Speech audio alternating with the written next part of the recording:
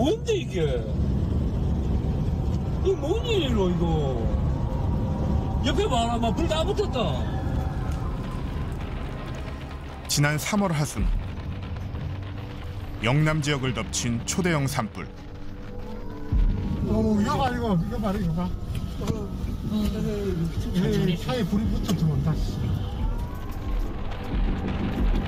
한 치 앞도 보이지 않는 불구덩이 속 목숨을 건 피난.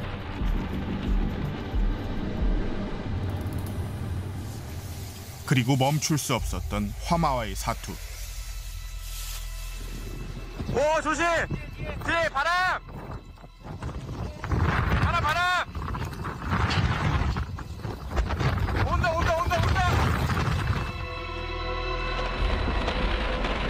일주일 가까이 이어지는 산불에 삶의 터전이 무너지고 일상이 마비되고 있습니다.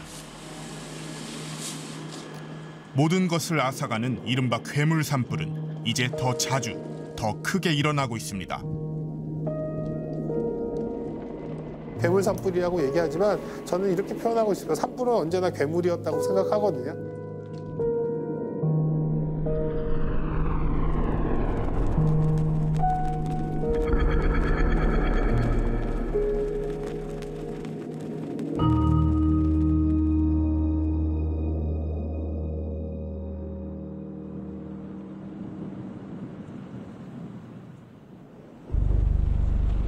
경북 의성군에서 처음 산불이 시작된 건 지난달 22일.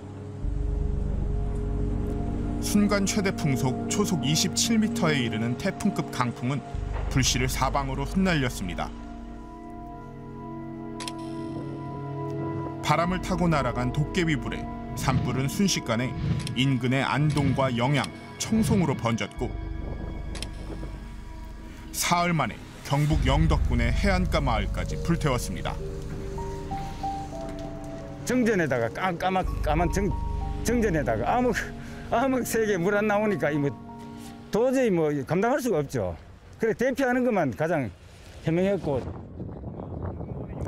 피해 지역 곳곳에서 필사의 탈출이 이뤄졌고 쥐야간을 가리지 않고 산불 진압 작전이 진행됐지만 역부족이었습니다. 건조한 서풍과 함께 바싹 마른 낙엽들이 연료 역할을 하며 갈수록 불길이 거세졌습니다. 이번 산불 같은 경우는 고온, 건조, 바람, 그리고 습이 한꺼번에 조합이 됐습니다. 그러니까 평년보다 10도나 높은 고온이 있었고요. 이 상태에서 강한 바람이 들어왔었고요. 또 해당 지역에는 소나무가 많았기 때문에 이 모든 조건들이 어울려져서 가장 빠른 그리고 가장 파괴적인 산불의 모습으로 드러났습니다. 산불이 난 지 열흘이 지나서야 진압된 영남권 대형 산불. 축구장 4,600개 면적을 잿더미로 만들며 이제껏 보지 못한 피해를 남겼습니다. 주민과 산불 전문 예방 진화대원, 헬기 조종사까지 31명이 숨지는 등 80여 명의 인명피해가 발생했습니다. 주택과 창고, 사찰 등 6,000채가 넘는 건물이 화마에 삼켜졌습니다. 재산 피해는 2조 원이 넘을 것으로 추정됩니다. 최악의 산불에 사람들 마음에도 검은 재가 내려앉았습니다.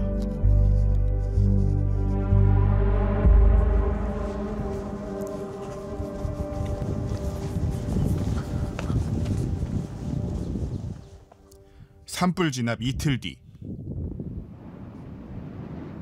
화마가 휩쓸고 간 마을을 찾았습니다.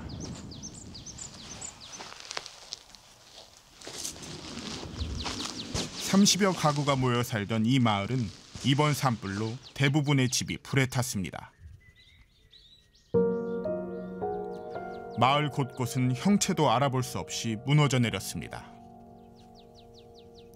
탈 때까지 다 타버린 지붕은 폭삭 주저앉았고 100년 넘게 주민들과 함께 해온 교회도 검게 탄 흉물이 됐습니다. 제대로 된 옷 한 벌, 수저 하나 챙겨 나올 수 없었던 그날. 피난 갔다 오는 것보다 더 해요. 6월 4변 때보다. 지금이 6월 4변 때는 끓여 먹던 밥이라도 가 나왔죠. 맞아요. 이거 가왔지. 숟가락 한 개 못 가 나왔어. 그때는 우리 피난 갔을 때 냄비하고 숟가락하고는 가져 나와가지고 끓여 먹고 이 집에 들어도 끓여 먹었지만 지금 숟가락 한 개 다 타먹이 없어요. 평생의 추억이 담긴 집은 형체조차 알아볼 수 없을 만큼 타버린 믿을 수 없는 현실에 할아버지는 눈물조차 말라버렸습니다. 첫 번은 뭐 이거 눈물도 나고 뭐 하고 싶은데 이제는 걱정도 안 돼 이제는. 말도 안 나고 밥도 안 넘어가고 하더니 뭐 이제는 뭐 밥도 한 숟갈 뭐 안 먹으면 죽겠고 뭐 아들 안 했는데 내 죽어보네 이제 붙긴데 했대. 이 꼬라지 안 보고 먼저 죽어.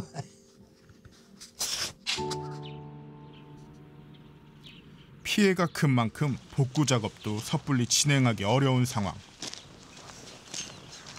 이재민들은 일상으로 돌아갈 엄두도 내지 못하고 있습니다.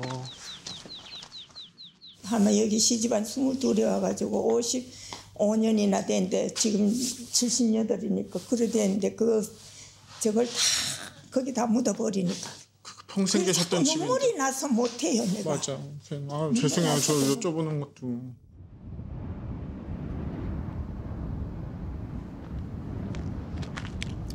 하루아침에 이웃을 잃은 마을 사람들의 상처는 언제쯤 아물지 알 수 없습니다.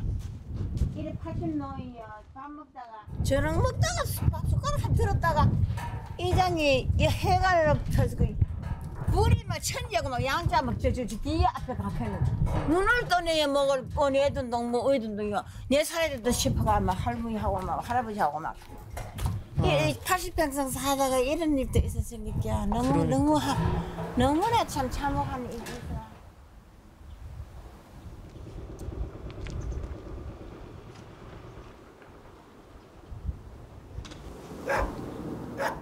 농번기를 앞두고 닥친 산불은 묘목도 농기계도 모두 불태웠습니다. 농사도 하긴 해야 되는데 지금 전기도 있고 뭐 기계 뭐 농기고 좀 건조기 이런 거 막 다 타버리지 않는겨. 건조기 없는데 고쳐 농사를 어디에 말로는. 사나무도 저 주물라고 하는 거 저것도 목록도 다 못 쓰게 되고. 그나마 성한 농기구로 애써 내일을 준비하려 하지만 앞으로 살아갈 일이 막막하기만 합니다. 이렇게 고루고루 이렇게 그지요. 이렇게 고루고루 탄 데는 별로 없어. 집이 안 타면 밭이 타고 밭이 안 타면 산이 타고 뭐 가면서 뭐 전부 다 이렇게 불찜이요. 안 지나간 자리가 없어. 완전히 이거 완전 사람이 이렇게 불 내려고 해도 못 내거든요.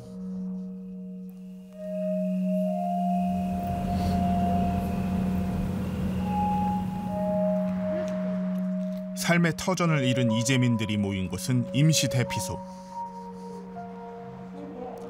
취재진은 무거운 마음을 억누르며 주민들의 목소리를 듣기 위해 찾아갔습니다. 차가운 바닥에서 쪽잠을 자야 하는 이재민 대부분은 노인들이었습니다. 혈압도 있고 당뇨도 있고 막 우리 아침 내줄러 또 2번 쓰러졌고 걸음도 못 걸어요. 변속길도 겨우 다니고 불편한 점이 많죠. 이번 산불 피해는 특히 농촌의 노인 등 취약계층에 집중됐습니다. 산불 사망자 31명 중 60대 이상 고령층은 29명으로 고령화된 인구 소멸 지역이 재난에 더 치명적일 수 있다는 사실을 이번 산불이 보여준 겁니다. 또 대부분이 대피를 하는 과정 혹은 또 대피를 하지 못해서 순상 이런 상황에서 이제 사망자가 많이 발생했다는 건 우리가 굉장히 뼈아프게 받아들여야 되는 상황입니다. 똑같은 대피 명령을 받고 똑같이 대피를 시작한다 하더라도 신체 능력이 상대적으로 떨어지시는 분들이기 때문에 기민하게 대피를 하시기 상당히 어려웠을 것이다 라고 보는 거고요. 실제 고령층 사망자 대부분은 제대로 대피하지 못한 채 집 근처나 차 안에서 발견됐습니다.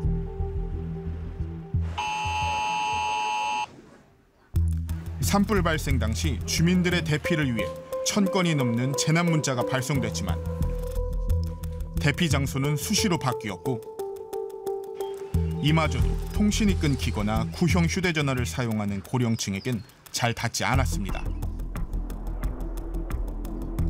갈수록 대형화된 산불에 미처 대응하지 못한 재난 경보 시스템에 구멍이 드러났습니다. 우리는 아이도 뭐 문자 같은 거 쓸 줄 모르지 않니까. 우리는 휴대폰 받을 줄만 알고 아들도 1, 2번으로 해가 오고 그런 것밖에 몰라요. 그러니까. 할 줄은 모르지 어른들은 아이도 그런 걸 몰라가. 결국 이번 초대형 산불처럼 절박한 상황에서도 고령층이 대부분인 농촌에선 마을 이장의 안내 방송에 의존할 수밖에 없었습니다. 만약 이장이 상황을 늦게 인식하면 마을 전체가 위험해질 수도 있는 현실.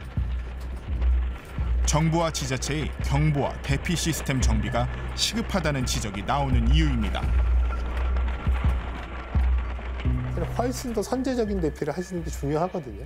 확산 가능성이 있는 지역이라면 사실 이분들은 대피 명령 이전이라도 우선 먼저 안전한 곳으로 이동을 시킬 수 있게끔 하는 체계가 어떻게 보면 중요하다고 생각해요. 또 이런 것들에 따라주실 수 있는 이런 이제 이 사회적인 합의 이런 것들도 필요한 상황이다 생각이 듭니다.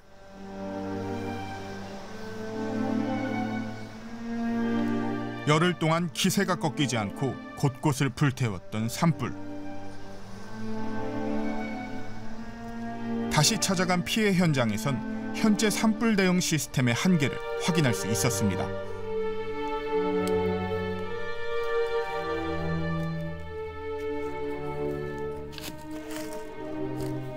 불에 타기 쉬운 소나무 같은 침엽수들이 빽빽했던 산. 불이 붙기 시작하자 거대한 불쏘시개가 됐습니다. 숲이 매우 과밀하다는 겁니다. 연료 물질로 가득 차 있다, 잡목으로 우거져 있다. 불에 탔는데도 이 정도인데 불타기 전에는 거의 접근이 불가능할 정도로 잡목이 우거져 있다라고 하는 것입니다. 연료 물질이 많기 때문에 여기에 불이 붙으면 굉장히 큰 그런 불길이 일어난다라고 하는 것이고요. 불은 순식간에 타올라 빠르게 확산됐지만 진압대원과 차량이 접근할 수 있는 길은 없었습니다. 산속 도로, 즉 임도의 부족은 이번에도 산불 진화를 어렵게 만든 주요 원인이었습니다. 우리나라의 임도는 산 1헥타르당 4.1m 수준. 독일이나 일본과 비교해 턱없이 부족한 실정입니다. 지상 진화 대원들이 불을 끄는 방법들은 이 산불이 이쪽으로 확산되지 않게 하기 위해서 세퍼레이팅, 분리 작업을 하는 것이 있고 낙엽청 속에 있는 불씨를 찾아내서 끄는 작업이 있고 이런 것들이 있는데요. 이게 다 수작업이어야 됩니다. 그런데 문제는 이 수작업, 지상 진화 작업, 손작업을 하는 인력들을 그 산불이 나고 있는 지상 진화 작업 현장에 투입을 해야 되겠죠. 길이 없습니다. 전부 10kg이 넘는 물짐을 지고 고령이신 분들이 이 가파른 길을 올라가야 됩니다. 올라가는 과정에서 힘이 다 빠져버리고요. 부족한 임도는 산불 예방 진화대의 고령화, 미흡한 장비와 맞물려 이들의 안전마저 위협하고 있습니다. 경남 산청의 산불 현장에 투입된 60대 예방 진화대원 3명은 목숨을 잃기도 했습니다.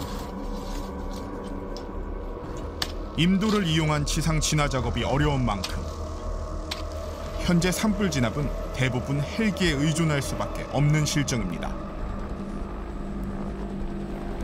하지만 헬기는 야간 화재 진압이 어렵고 낮에도 바람이나 안개가 심하면 진화에 나서기 곤란하다는 한계가 있습니다. 높은 기온으로 건조한 날씨가 계속되어 불이 옮겨 붙기 쉬운 환경이 만들어졌습니다. 이에 따라 불씨가 먼 비상거리를 가지고 동시다발적으로 동쪽으로 확산되었습니다. 또한 연기와 안개가 섞인 연무로 인해 산불 진화 헬기 운영에도 많은 어려움이 있었습니다. 이마저도 수적으로 부족한 데다 노후화돼 사고 위험에 노출돼 있습니다. 현재 산림청이 보유한 산불 진압 헬기는 50대, 이 중 33대가 20년이 넘은 노후 헬기입니다. 지자체마다 민간에서 헬기를 임차해 활용하고 있지만 최근까지 추락 사고가 잇따르면서 마음을 놓지 못하고 있습니다.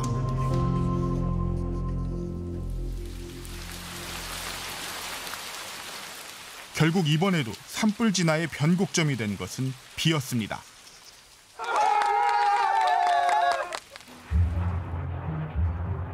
산불은 진화 작업이 더딘 밤사이 빠른 속도로 번지기 때문에 야간 작업이 가능하고 담수량도 많은 고정익 항공기 도입 등 대안들이 제시되고 있습니다.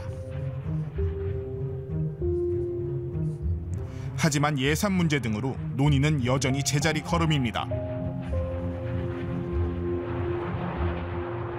강풍과 어둠 속에서도 진화가 가능한 보완제가 필요하다. 그게 뭐냐? 고정익 항공기입니다. 우리가 날개 달린 우리가 타는 비행기, 이 날개 고정익 항공기 수송기나 또는 화물기에 2만 리터, 3만 리터 거대한 물탱크를 탑재해서 산불 발생지로부터 가장 가까운 공항에서 이륙을 해서 미리 융단 살포를 해두는 겁니다. 앞서 2019년과 2022년 강원 고성과 경북 울진 등 대형 산불 당시에도 인력 부족, 장비 노후화 문제는 여러 번 지적됐습니다. 이후 해마다 수립되는 정부의 산불 종합대책은 기후변화로 인해 산불이 대형화, 상시화할 것이라는 전제로 만들어졌습니다.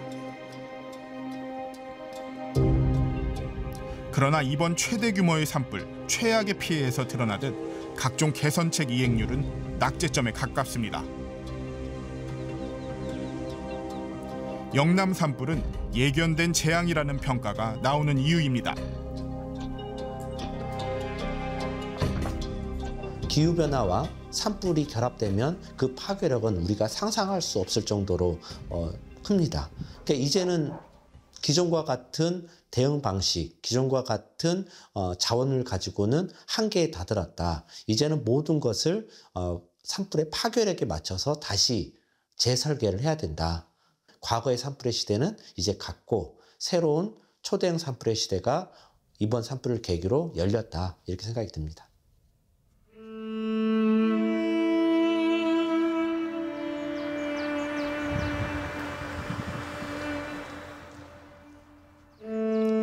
화마가 핥히고 간 상처는 아직 끝나지 않았습니다. 어디서부터 어떻게 삶의 터전을 복구해야 할지 알 수 없는 사람들. 참담한 심정입니다. 계속. 네, 심정이고 지금 뭐 이 상황에서 뭐 어떻게 뭐 할 수 있는 방법도 없고 아직까지도 뭐 이제 피해 조사는 하고 있는데 뭐 이래서 일단 뭐 명확한 얘기도 아직 없는 상태고 그러니까 지금 계속 이렇게 방치해놓고 있는 상태입니다. 지금. 산불로 황폐화된 땅은 여름 장마처럼 곧 닥칠 기후 위기에 또 다른 재난의 원인이 될 수도 있습니다. 산불로 이 나무들이 다 불타버렸습니다. 그래서 이 뿌리의 응집력이 흙을 붙잡고 있는 응집력이 떨어지다 보니까 폭우가 내리면 흙들이 쓸려 내려와서 산사태가 난다. 불에 탄 나무를 제거하지 않고 저대로 두면 저 나무가 쓰러지면서 흙들을 일으키고 흙들을 훼손해서 그곳에 빗물이 가해지면 큰 산사태를 야기한다는 겁니다. 대형 산불로 생겨난 온실가스가 고온 건조한 기후를 만들고 더 큰 산불을 유발하는 악순환도 우려됩니다. 이번 봄 한반도를 덮쳤던 산불은 어쩌면 다가올 더 큰 재난의 경고가 아닐까요? 산불은 언제나 괴물이었다고 생각하거든요. 다만 우리가 이런 부분들을 더 대형화되고 역대급이라고 얘기하니까 괴물이라고 표현하지만 산불은 한 번도 순한 애완동물인 적이 없었다. 항상 괴물이었다. 우리 국민들이 스스로 안전을 위해서 해야 되는 역할, 또 우리가 정말 안전을 위해서 이렇게 노력을 열심히 했는지에 대한 부분들의 반성의 기회를 또 반드시 또 삼아야 된다라는 부분들. 그래서 국민의 노력 없이는 산불은 절대 꺼지지 않는다.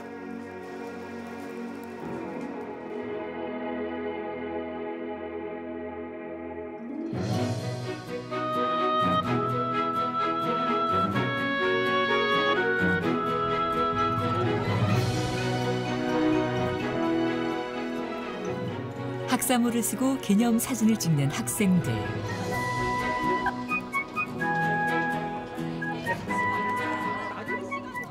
캠퍼스에서의 마지막 추억을 다양하게 담아봅니다. 새로운 시작을 마주한 얼굴엔 설렘과 동시에 불안감이 어렸습니다. 사회인으로 이제 나가려다 보니까 이제 뭐 경험해보지 않은 곳이니까 그런 데서 오는 막연한 불안감? 두렵기도 하고 걱정도 좀 많이 되고 그래도 좀 설레기도 해요. 부모님은 아들의 새 출발을 응원합니다. 저 열심히 해가지고 자아 발전에 성공했으면 좋겠다 생각이 드네요. 취업을 바로 하셨나 봐요. 네네네. 아 그래갖고 이제 왜 요즘에 취업하기 힘들다 그러는데 네, 그러니까요. 좋은 거 아니에요? 대견하고 대견스럽죠. 마지막이라 아쉬운 듯 졸업식에서도 티격태격하는 친구들. 사진 좀 확대해서 지금 가만히 있어. 아니 너의 꿈을 펼쳐. 형 하고 싶은 거야. 하고 싶은 거야. 오케이. 나쁘지 않아. 나 빼드. 입학은 함께 했지만 졸업은 제각각입니다. 공채도 넣어보고 열심히 해봐야지. 이제 졸업 유예 상태로만 이제 대기 중이에요. 저도 이제 취업을 준비하고 있어서. 저희는 이제 1년 후에 1년 후에. 네, 왜요? 휴학을 저는 휴학 안 해요. 저는 휴학을. 졸업과 동시에 취업이란 공식은 이젠 옛말. 취업 준비 시작하려고 합니다. 저는 아직 구직 중입니다. 시험 앞두고 있으니까. 더 높아진 취업의 문턱. 공채의 종말이라는 이제 표현도 우리가 쓰고 있잖아요. 청년 100명이 28개의 일자리를 놓고 경쟁을 한다는 거예요. 경력직을 채용을 확대하는 그런 경향까지 합쳐지게 되면 청년층의 어떤 구직난은 훨씬 더 어려워질 수밖에 없습니다.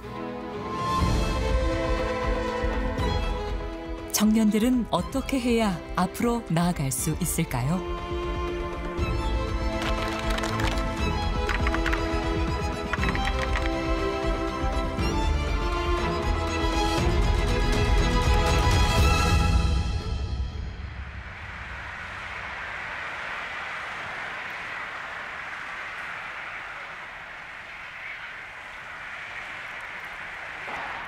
한 대기업의 신입사원 채용 현장.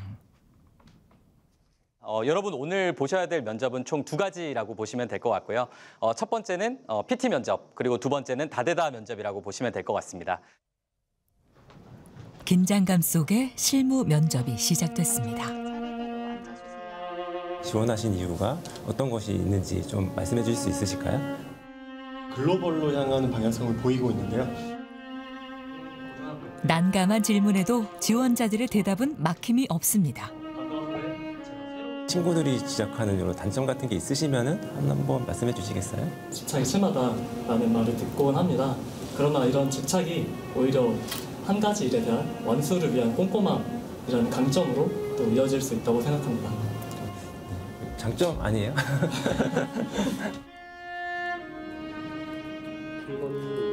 (160대 1의) 경쟁을 뚫고 실무 면접까지 통과한 지원자들. 제가 좀 자신 있는 분야에서 오래 다닐 생각으로 지원을 해보자 해서 되게 신중하게.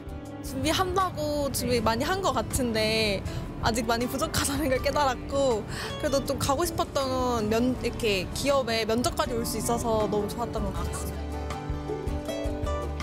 한 달의 인턴 생활을 거쳐 채용 여부가 결정됩니다. 코로나 시대를 경험하면서 디지털 조직 역량들을 강화해 가자라는 그런 전략들이 있었어요.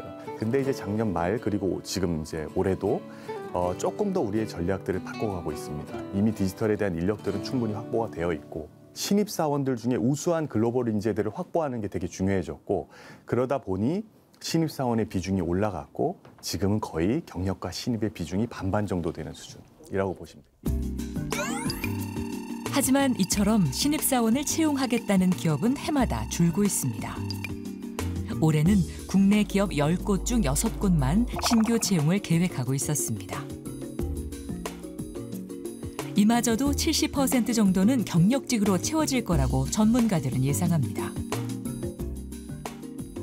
기업 입장에선 비용과 시간을 아낄 수 있기 때문입니다. 신규 채용이 줄어들고 있고 또 기업의 경력직 선호 현상이 공고화되고 있다. 이건 사실 오늘 내일 일은 아니고요. 심지어 공채의 종말이라는 이제 표현도 우리가 쓰고 있잖아요. 그래서 기업 자체는 사실 이제 즉시 투입할 수 있거나 아니면 즉시 투입할 수는 없을지언정 1년이라든지 2년 정도의 경력을 가지고 있는 사람을 채용할 경우에는 훈련 비용을 줄일 수 있는 거죠. 그럼 신입사원 채용에선 어떤 인재를 선호할까요? 이제 스펙의 시대는 갔거든요. 이런 것들에 있어서 변별력들은 많지가 않아요. 조직에 얼마나 맞는지, 우리 회사의 가치에 얼마나 맞고 우리 회사에 얼마나 잘 적응할 수 있는 사람인지를 신입사원에서 보는 것들이 변별력이 있습니다. 여기에 직무와 관련된 경험이 중요한 요소로 꼽힙니다.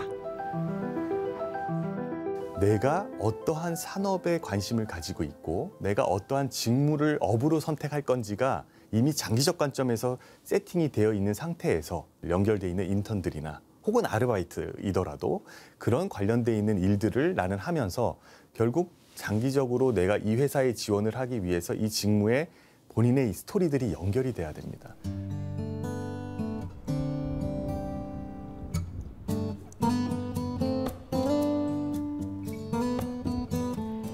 앱 개발자로 취업을 준비 중인 윤영현 씨. 제가 올라오는 곳은 많이 보고 있어요. 포트폴리오를 어느 정도 만들어서 지금은 자격증이랑 영어 공부하는데 조금 더 집중을 하고 있어요. 원래 전공은 경영이지만 정보통신을 복수 전공하고 있습니다. 일단은 문과로 취직을 하는 게 조금 힘들기도 하고 2학년 때 이제 우연히 코딩 열풍이 이제 불었는데 접했다가 이력서를 한 줄 더 채우기 위해 틈틈이 관련 아르바이트도 하고 지난해엔 필기와 코딩 테스트, 면접까지 치러낸 끝에야 한 은행의 IT 훈련 프로그램에 참여할 수 있었습니다. 그럼 좀 경쟁률이 좀 치열하겠네요. 정확한 경쟁률은 알지 못하지만 그래도 떨어졌다는 사람이 있으니까. 그럼 지금 이거 하려고 한 학기 휴학한 거고? 네, 도저히 같이 병행은 못할 것 같아서 9시부터 6시까지 이제 6개월 동안 왔다 갔다 거리면서 교육 듣고 이제 프로젝트 하고.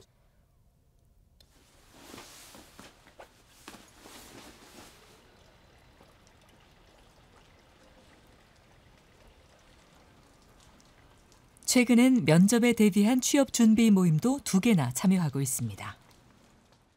기술이나 좀 기술에 대한 이해도 같은 것들을 묻는 경우가 많은데 이제 관련 서적 같은 기술 서적 같은 것들을 사서 같이 읽고. 이 모임에선 다른 사람들은 대학을 졸업한 취업 준비생입니다. 대부분 이들처럼 졸업 후에도 1, 2년 정도는 취업 준비에 더 투자하고 있습니다.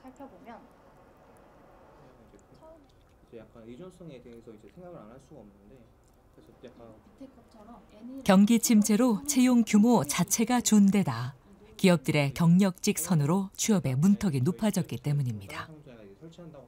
채용 시장이 진짜 많이 안 좋아진 것 같기는 해요. 그 채용 규모도 많이 줄어들었고. 수시 채용이나 이제 약간 인력이 부족한 부분에 대해서만 좀 기업들이 좀 모집하려는 거를 약간 추구하고 있어서 그런 거에 대해서는 이제 경력직을 아무래도 좀 더 선호하는 것 같긴 합니다. 일자리를 구하기 어려워 취업만 준비하는 청년은 45만 명. 일을 그만두었거나 그냥 쉬는 경우까지 더하면 120만 명이 일자리를 못 찾고 있습니다. 가장 활발하게 공부해야 되고 숙련을 쌓아야 되는 그런 나이인데 초기 경력을 쌓지 못하게 되는 거잖아요. 당연히 경력 공백이 발생을 하는 것이고 이런 경력 공백이 더 이제 지연되고 시간이 지날수록 취업 가능성은 더 낮아질 수밖에 없는 거거든요. 그렇게 되면 장기 실업자로 이제 전락할 가능성이 훨씬 더 높아지는 거기 때문에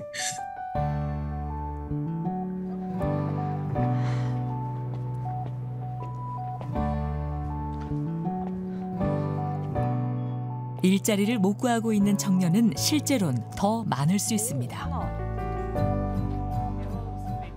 신입을 이번에 몇 명 뽑을까? 한 2,000명 뽑았으면 좋겠다. 2,000명? 우리 19학번 다 갈 수 있을 듯? 그러게.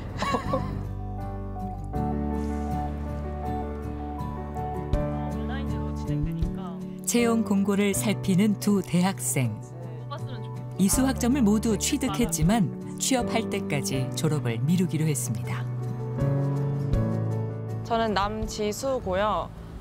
지난 2월에 학점을 다 들어서 수료를 했고 지금 졸업 유예를 한 상태로 취업 준비를 하고 있습니다. 네, 저는 남다영이라고 하고요. 저는 작년 8월에 학교에서 모든 수업을 듣고 지금 졸업 유예를 한 상태로 취업 준비를 하고 있습니다. 이 학생들도 여러 기업에 이력서를 냈지만 받아주는 곳은 없었다고 합니다. 인턴과 계약직 경험도 큰 도움이 못 됐습니다. 그리고 인턴도 한 번 해서 되는 게 아니고 요즘에는 이제 전환형 인턴 말고 그냥 뭐 그 6개월이나 1년 정도로 정해져 있는 인턴도 많기 때문에 그런 걸 해서 그런 게 포트폴리오에 있어야지 뭔가 기업에서 뽑아줄 거라는 생각이 있습니다. 지난해 졸업유예를 선택한 학생은 1년 전보다 17% 넘게 늘어 17,000명을 넘어섰습니다. 졸업을 해버리면은 이제 그때부터 공백기로 처지기도 하고 학교 시설 사용을 못하기 때문에 그런 부분에 있어서 졸업을 유예를 하는 거예요. 취업 못했으면 거의 다 유예하는 거고. 네. 그치. 그리고 유예를 안 하고 그냥 계속 학교 그냥 등록금 내고 다니는 애들도 있어요. 돈 많은 애들은 그냥 그렇게 해요. 대학 졸업과 취업이 늦어지면서 20대와 30대의 고용률 격차 역시 크게 벌어졌는데 이는 경력직 채용 증가와 무관치 않다는 분석이 나옵니다.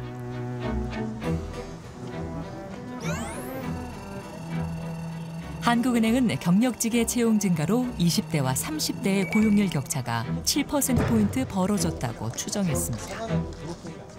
만약에 경력직 채용이 없었다면 그중에서 7%포인트 정도 줄어들 수 있었을 거라고 이제 일단 모형에서는 결과가 나왔어요. 30대도 고용률이 좀 오르고 20대도 고용률이 오르는 식으로 모형이 설정이 되는데 경력이 없는 비중이 20대에서 30대보다 훨씬 더 많잖아요. 그러니까 그들에 대한 취업 기회가 늘어나는 효과가 30대에서 늘어나는 효과보다 훨씬 더 크게 되는 거죠.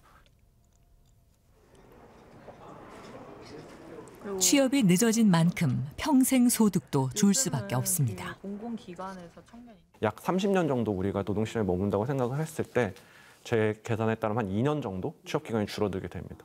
그러면 그만큼 이제 평생 동안 벌 수 있는 소득이 줄어들게 되는데 특히나 이제 이거를 그 취업 막 이제 노동시장에 진입한 시점에서 현재 가치로 환산을 해보면은 약 한 13% 정도 소득이 줄어들 수 있다라는 계산이 나왔습니다.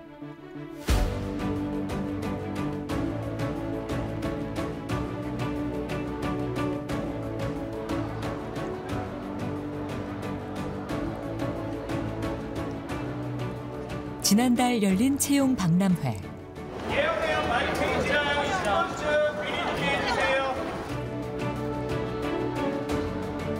입장을 기다리는 줄이 길게 늘어섰습니다. 새벽 4시에 일어나서 준비해가지고 한 채용 박람회 오게 되었습니다.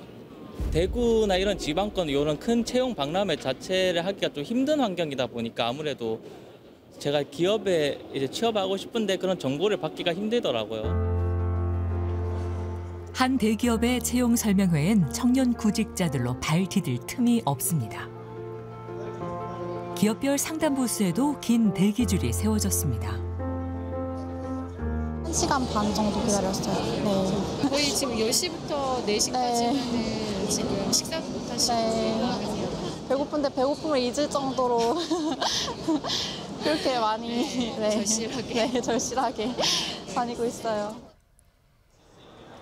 이 같은 절실함에 이틀간 이곳을 찾은 구직자들은 3만 명. 작년에 떴던 직무들이 올해는 막 한 절반 정도로 줄어든다거나 아니면은 막 채용 공고에 막 0명 떠 있는 것들도 있잖아요. 그런 것들이 다 그냥 0명이거나 아니면 아예 기재를 안 하거나 하는 부분들이 많아서 조금 올해 상반기는 조금 어려운 것 같아요. 하지만 이 채용 박람회에서도 중요한 채용 조건은 경력. 참여 기업의 32%가 적합한 경력을 요구하고 있었습니다. 기술이 점점 고도화되고 필요한 업무 능력이 고도화되는 거는 이거는 어떻게 거스를 수 없는 흐름이기 때문에 계속 될 것 같고, 그리고 실제로 이제 고용노동부가 최근에 조사한 바에 따라도 앞으로 뭐 경력직을 중심으로 채용하겠다 비중은 한 70~80% 굉장히 높은 수준입니다. 더 높은 숙련도를 원하는 기업. 그 속에서 첫 발을 내디딘 사회 초년생들에게 남겨진 선택지는 점점 좁아지고 있습니다. 청년층이 이제 어떤 되게 제한된 숫자인 정규직 대기업으로 몰리게 되면서 경쟁은 더 치열해지고, 거기다가 기업들은 또 경력직을 더 선호하는 그런 경력직을 채용을 확대하는 그런 경향까지 합쳐지게 되면 청년층의 어떤 구직난은 훨씬 더 어려워질 수밖에 없습니다.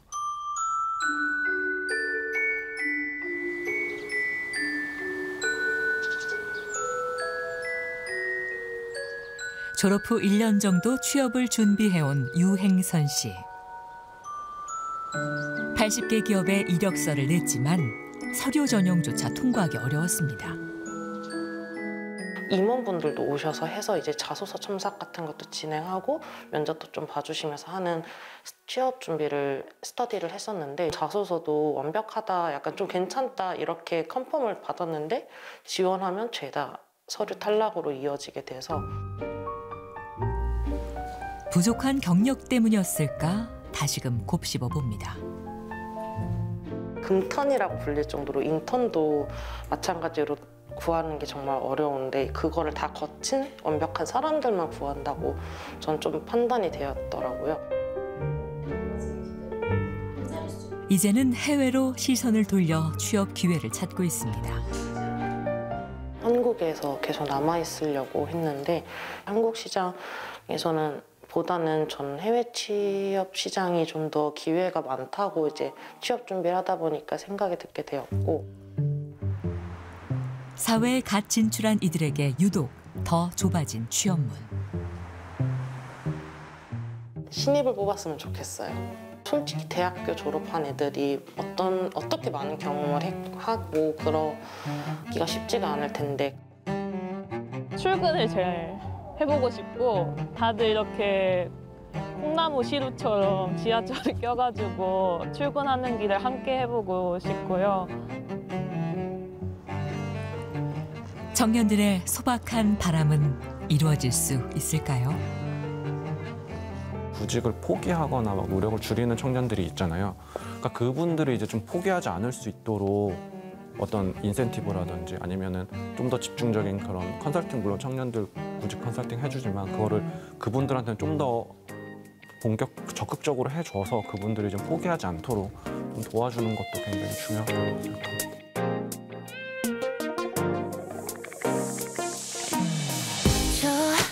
구름 넘어 긴 기다림 끝 따사로운 햇살에 부딪혀 빛나는 어제의